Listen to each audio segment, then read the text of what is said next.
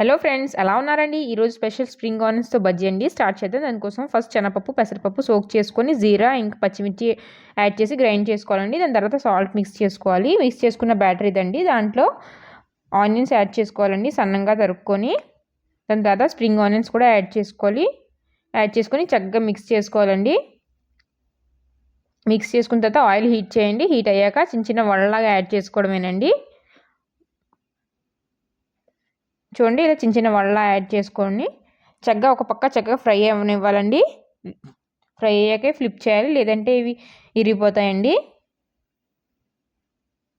ఇవి చాలా బాగుంటాయండి తినడానికి. బయట క్రిస్పీగా, లాన్ సాఫ్ట్గా, పిల్లలైనా పెద్దవాళ్ళైనా ఎవరికైనా నచ్చుతుందండి. ఈవినింగ్ స్నాక్గా చాలా బాగుంటుందండి.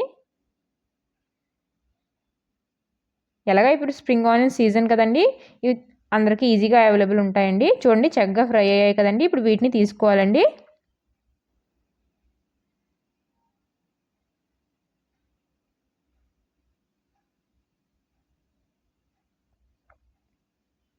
మనం మొత్తం వడలు తీసుకొని పక్కన పెట్టుకోవాలండి.